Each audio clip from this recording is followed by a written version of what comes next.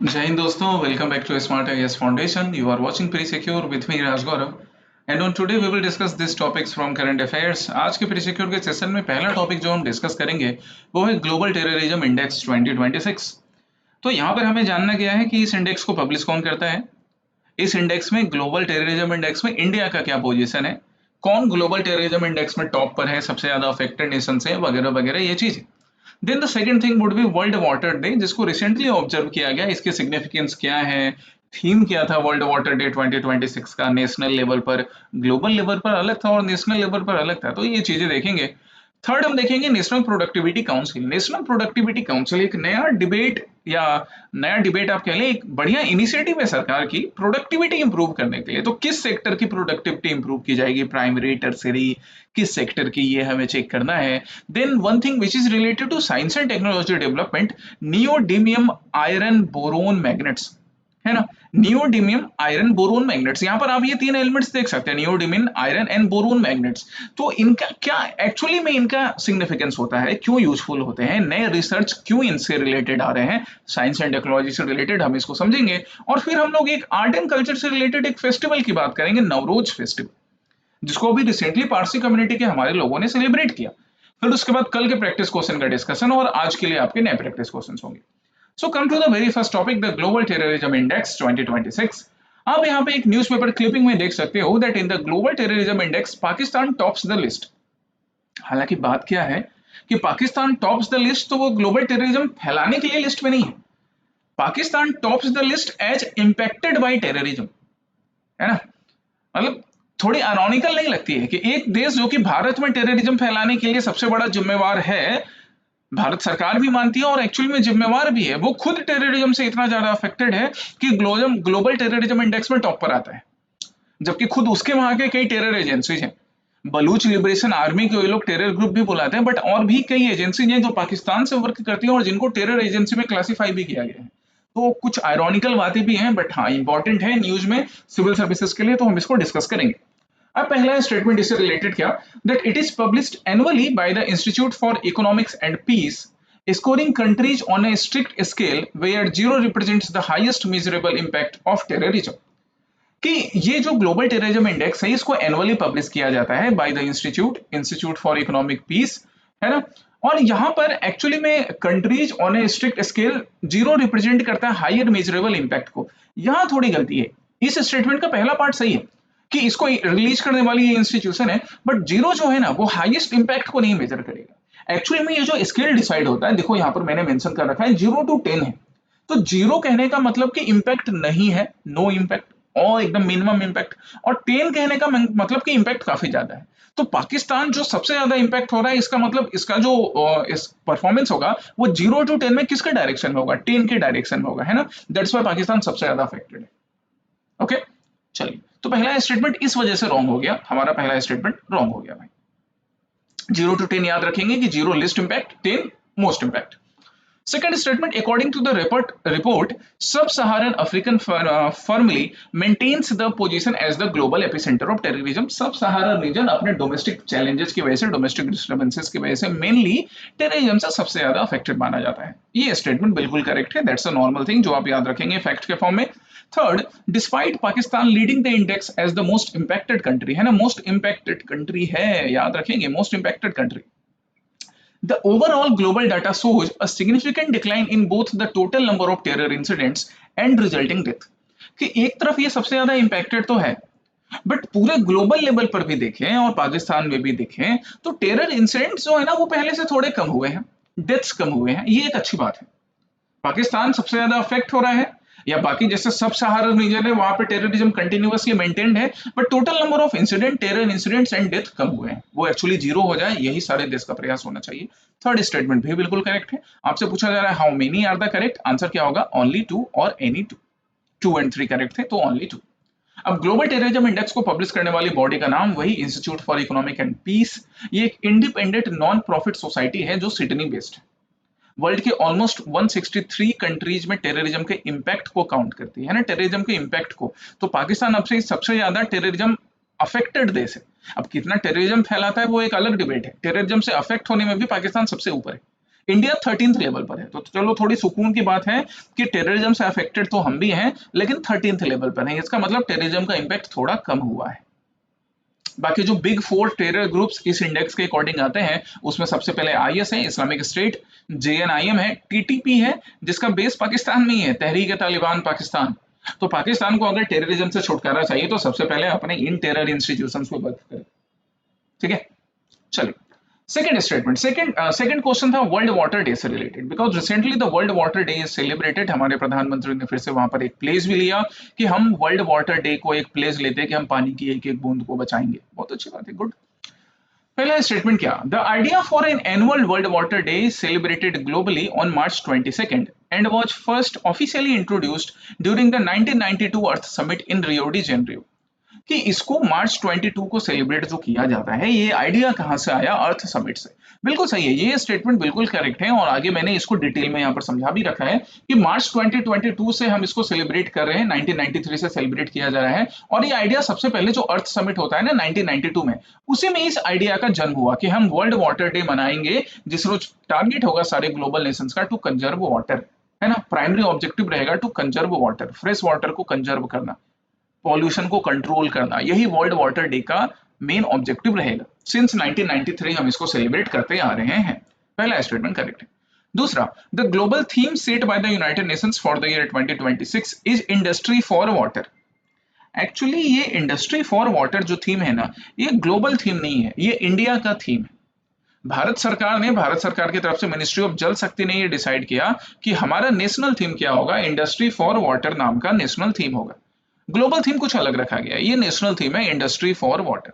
ठीक है, national theme. Okay, global theme की बात करें तो ग्लोबल थीम है वाटर एंड जेंडर। मतलब ग्लोबल लेवल पर हम वाटर अवेलेबिलिटी और वाटर अवेलेबिलिटी से रिलेटेड जो चैलेंजेस है, जहां पे एक जेंडर फीमेल जेंडर को ज्यादा प्रॉब्लम झेलनी पड़ती है, हम उसको एड्रेस करेंगे। और इंडिया में थीम बनाया गया है industry for water. Industry for water actually में उस चैलेंज को सॉर्ट करने के लिए है। सबसे पहला चैलेंज कि इंडस्ट्रीज के लिए वाटर अवेलेबिलिटी होनी चाहिए, लेकिन वो वाटर ज्यादा मिसयूज ना हो, वाटर मिसयूज की वजह से वाटर स्कार्सिटी उस रीजन में अराइज नहीं हो, और फिर इंडस्ट्री से जो वाटर का डिस्चार्ज होगा वो पॉल्यूटेड ना हो, ये टारगेट रखा जाएगा। ये मिनिस्ट्री ऑफ जल शक्ति का इंडस्ट्री फॉर वाटर नाम के थीम से डिसाइड किया गया। ठीक है, सो सेकंड स्टेटमेंट तो क्या हो गया भैया, रॉन्ग हो गया इस वजह से। थर्ड की बात करें, थर्ड स्टेटमेंट क्या, the World Water Day conclave 2026 hosted by Ministry of Jal Shakti officially shift the primary constitutional responsibility of water management from the states to the union government. ऐसा कुछ नहीं है, वाटर मैनेजमेंट की जो प्राइमरी रिस्पॉन्सिबिलिटी है ना, वो स्टेट्स एंड यूनियन टेरिटोरीज की है। मिनिस्ट्री ऑफ जल शक्ति उसमें पार्टिसिपेट करती है, ये सेंटर और स्टेट के कोऑर्डिनेशन को दिखाता है, बट एक्चुअली में जो प्राइमरी रिस्पॉन्सिबिलिटी है, that responsibility lies with the state and the union territories, not with the central government primary. ठीक है, सो ये चीजें हमें वर्ल्ड वाटर डे से रिलेटेड आज के लिए याद रखना है। वर्ल्ड वाटर डे मार्च 22 को सेलिब्रेट किया जाता है। सिंस 1993 हम इसे सेलिब्रेट कर रहे हैं। 1992 के अर्थ समिट में इसको सेलिब्रेट करने का प्रपोजल डाला गया था।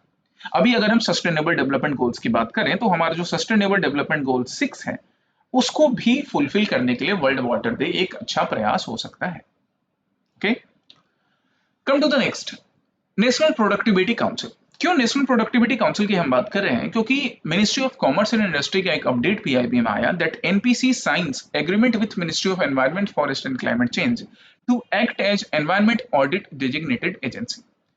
कि नेशनल प्रोडक्टिविटी काउंसिल ने एनवायरनमेंट फॉरेस्ट एंड क्लाइमेट जो क्या बोलते हैं मिनिस्ट्री है, ministry of Environment forest and climate change, इसके साथ एक एग्रीमेंट साइन करती है to act as environment audit designated agency. कि जो डिफरेंट एनवायरनमेंट का ऑडिटिंग होगा ना, उसके लिए नेशनल प्रोडक्टिविटी काउंसिल वो ऑडिट करने का काम करेगी, एक डेजिग्नेटेड अथॉरिटी के रूप में ऑडिट करने का काम करेगी।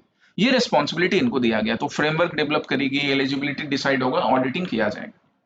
अब पहला स्टेटमेंट इससे related, the national productivity Council has been officially designated to act as the environment audit designated agency under the new notified environment audit rules. एकदम सही बात है कि जो नया ऑडिट रूल्स निकाला गया है, उसके according ministry national productivity council ही एनवायरनमेंट ऑडिट करने का काम करेगी। स्टेटमेंट 2 क्या है, the national productivity council is an autonomous multipartite organisation that operates strictly under the administrative control of the ministry of commerce and industry. ये भी सही है, कि ये एक ऑटोनोमस इंस्टीट्यूशन है, बट वर्क करती है किस एडमिनिस्ट्रेटिव कंट्रोल के अंदर? Ministry of commerce and industry के अंदर। दोनों स्टेटमेंट अपने अपने जगह सही है, बट सेकंड स्टेटमेंट कहीं से भी फर्स्ट स्टेटमेंट को एक्सप्लेन नहीं कर रहा है। सो आंसर हमारा क्या होगा? Both 1 and 2 are correct, but 2 is not explaining the 1, है ना, क्योंकि दोनों अलग अलग सही थे, इंडिविजुअली करेक्ट थे। अब जरा हम और नेशनल प्रोडक्टिविटी काउंसिल की बात कर लें तो it was established in 1958 as autonomous multipartite non profit organisation के रूप में इसको एस्टैब्लिश किया गया। नोडल मिनिस्ट्री इसके लिए ministry of commerce and industry है, लेकिन ये बाकी दूसरे मिनिस्ट्रीज या बाकी दूसरे जो भी एजेंसी है उसके एक्सपर्टाइज को यूज कर सकती है और एक्चुअली करती है।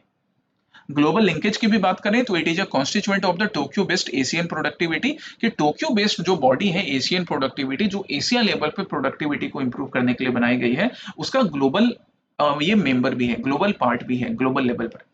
ठीक है, बाकी ऑब्जेक्टिव की बात करें तो इसका ऑब्जेक्टिव है to increase awareness of productivity concepts and technique, कि प्रोडक्टिविटी इंप्रूव हो सके, strengthening macro economic foundations. It also function as a premier think tank for the government, government के प्रीमियर थिंक टैंक के रूप में, एक ग्रुप के रूप में, कि सरकार कैसे इकोनॉमिक प्रोडक्टिविटी एनहेंस कर सके। लेकिन अब इसको नया रोल दिया जा रहा है कि इकोनॉमिक प्रोडक्टिविटी के साथ साथ एनवायरमेंटल हार्म नहीं हो, इस चीज को मेंटेन करना, एनवायरमेंट के लिए ऑडिटिंग एजेंसी का काम करना, ये रिस्पॉन्सिबिलिटी किसको दी गई? नेशनल प्रोडक्टिविटी काउंसिल को। ये जो नया पार्ट है, ये हम जो इस स्लाइड के राइट साइड में लिखा हुआ है यही, कि अब इसको ये नया रोल दिया गया है। ऑडिटर कैटेगरी की बात करें तो NPC is now exclusive responsible for examining and certifying two specific group, certified environmental auditors and registered environmental auditors. इन दो स्पेसिफिक ग्रुप में हमारा NPC national productivity council work करेगी। ठीक है, ओके। और क्या क्या इसका रेगुलेटरी लिंकेज होगा? तो NPC certified auditors will monitor industrial compliance for mandatory environmental approval specific for environmental clearance, consent to establish and consent to operate.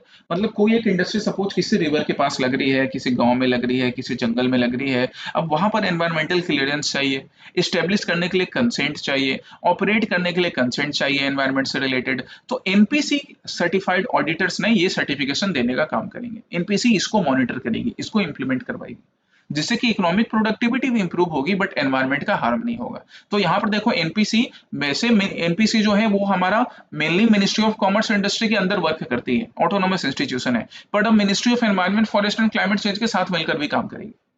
ठीक है, that's why multipartite body. The next question is about a new science and technology development about a magnet pilot plant for the manufacture of NdFeB rare earth magnets established at ARCI Hyderabad. ARCI Hyderabad में neodymium iron boron magnet के लिए एक pilot plant establish किया गया है। तो इसका क्या क्या यूज होता है हमें ये देखना है, किस फॉर्म में मिलता है, ये सारी चीजें हमें चेक करनी है। ठीक है, चलिए पहला स्टेटमेंट क्या? These magnets strictly consist of only three elements: the neodymium, iron, boron, and their crystal structure naturally rejects the integration of heavy rare earth elements like dysprosium and praseodymium। Actually ऐसा नहीं है, सिर्फ और सिर्फ ये तीन element नहीं होते हैं, प्राइमरली ये तीन एलिमेंट होंगे, न्यूडीमियम, फेरेन, हमारा iron, ferrous and boron, but इसके अलावा बाकी हेवी रेयर अर्थ एलिमेंट्स भी यूज होता है। फर्स्ट रॉन्ग हो गया। Second, NdFeB magnets are the strongest commercially available permanent magnets। permanent magnet भी हैं और strongly commercially available भी है, ये भी सही बात है।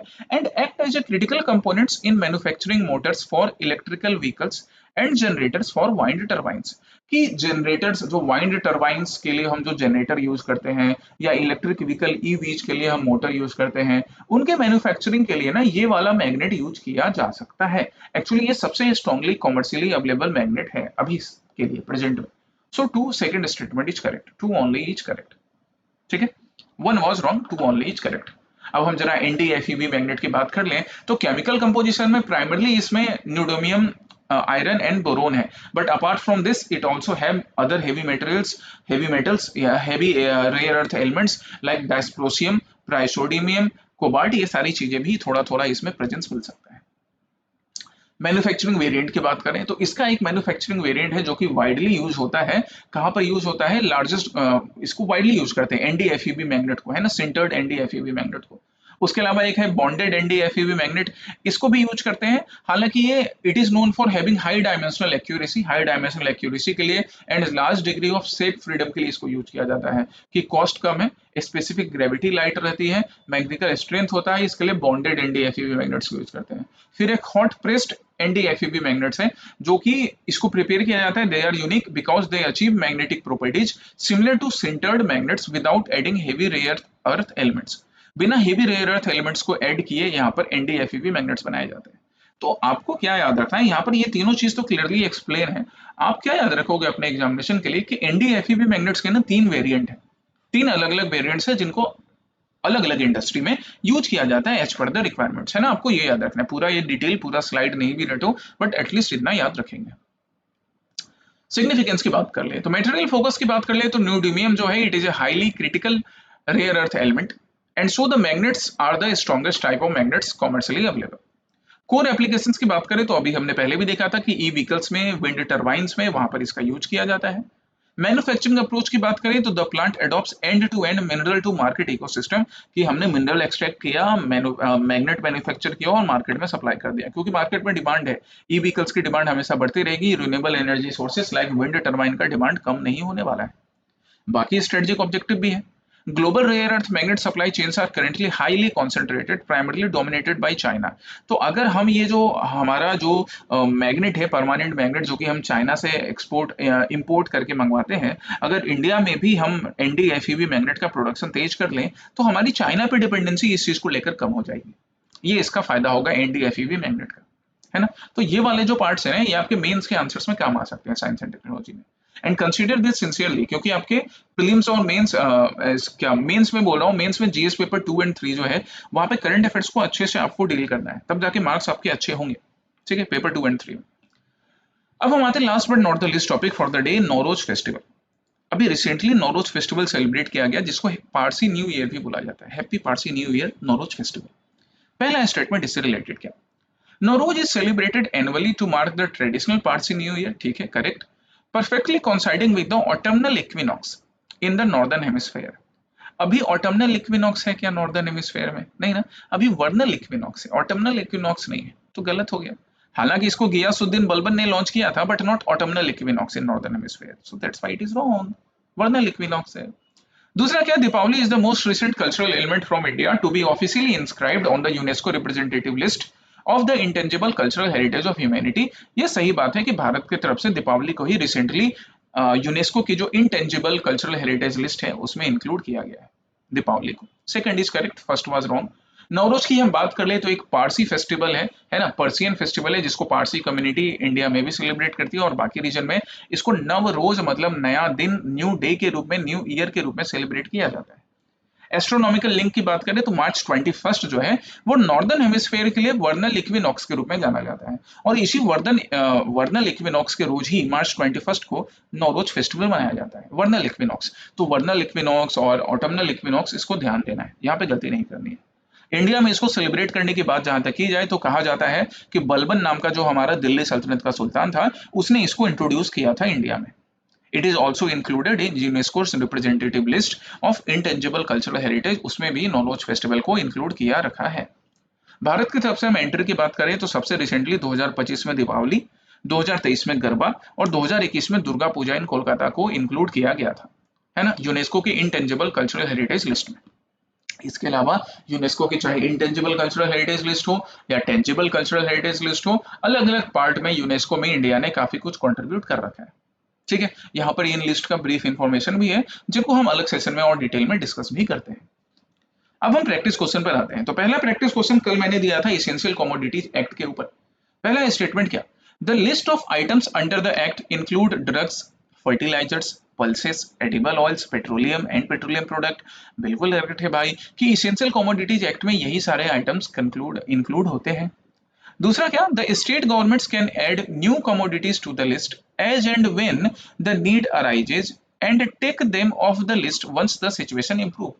बाकी सब बात तो सही है, बट ये ऐड करने का काम या रिमूव करने का काम स्टेट गवर्नमेंट का नहीं, किसका रहता है, सेंट्रल गवर्नमेंट का, ठीक है। स्टेट गवर्नमेंट नहीं करती है, सेंट्रल गवर्नमेंट करती है, ये चीज याद रखेंगे। जैसा भी सेंट्रल गवर्नमेंट ने पेट्रोलियम प्रोडक्ट्स के लिए एसेंशियल कमोडिटी एक्ट को यूज किया है, ओके।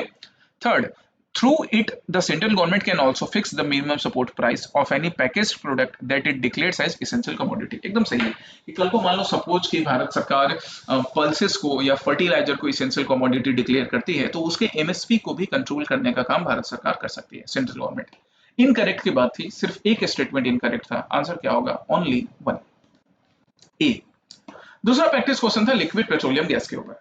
पहला स्टेटमेंट क्या? A stenching agent is added to LPG so that leaks can be easily detected. एकदम सही बात है, एलपीजी में ना स्टेंचिंग एजेंट यूज किया जाता है, एक एजेंट यूज किया जाता है, केमिकल एजेंट, जिससे एक बैड स्मेल आए, ताकि अगर वो कहीं से एलपीजी लीक कर रहा हो तो लोगों के नाक में पड़े, लोग नाक से कोड़ कर बोले, अरे भैया यहाँ से तो एलपीजी लीक हो रहा है। ठीक है, कौन सा स्टेंचिंग एजेंट है जरा ढूंढो और मुझे भी बताओ, which stenching agent is used. Second statement क्या? A full LPG gas cylinder is filled up to 100% capacity. नहीं, 100% कैपेसिटी तक नहीं फिक्स करते हैं गाइस, कुछ 87-85% कैपेसिटी तक ही इसको फिल किया जाता है, क्योंकि 100% कैपेसिटी पे फिल कर देंगे ना तो गर्मी के दिन में ना ये खुद एक्सपेंड होता है, और एक्सपेंड अगर ज्यादा हो गया, 100% कैपेसिटी पे फुल कर दिया तो ब्लास्ट हो जाएगा अचानक रखे रखे। इसलिए 90% भी नहीं ले जाया जाता, 85-87 तक ही फिल किया जाता है गैस सिलेंडर में गैस को, बुझे? वो भले हम लोग बोल चाल की भाषा में बोलते हैं, अरे सिलेंडर पूरा भरा हुआ है ना, बट वो पूरा भरा हुआ नहीं रहता है एक्चुअली। चलिए, second is wrong. Third, it's boiling point is below room temperature and also evaporates quickly. एकदम सही बात है कि इसका बॉइलिंग पॉइंट रूम टेम्परेचर पे ही रहता है, इवन रूम टेम्परेचर से कम रहता है, एंड बहुत जल्दी इवेपोरेट होता है, इसलिए आग भी बड़ी जल्दी पकड़ता है। थर्ड इज करेक्ट, हमें करेक्ट ढूंढना था, 1 एंड 3 ओनली हमारा आंसर होगा। अब हम आज के लिए प्रैक्टिस क्वेश्चन पर लाते हैं। तो आज का जो पहला प्रैक्टिस क्वेश्चन है ये मैंने यूपीएससी के प्रीवियस ईयर क्वेश्चन से लिया है, यूपीएससी सीएसई 2015 के प्रीवियस ईयर क्वेश्चन से, ताकि तुम यूपीएससी प्रीवियस ईयर क्वेश्चन भी प्रैक्टिस करते जाओ। दूसरा जो प्रैक्टिस क्वेश्चन है ये भी UPSC previous year question paper से है। तो ये पॉलिटी का प्रीवियस ईयर क्वेश्चन पेपर हो गया, ये हिस्ट्री का हो गया। आप इन दोनों के क्वेश्चंस ढूंढोगे, जिससे आप इन दोनों टॉपिक्स के बारे में भी थोड़ा सा पढ़ लोगे, थोड़ा रिवाइज कर लोगे, कुछ नया सीखने को मिल जाएगा। फिर प्री सिक्योर के सेशन में कल हम मिलेंगे नए टॉपिक्स के साथ। Till then take care, study well, जय हिंद।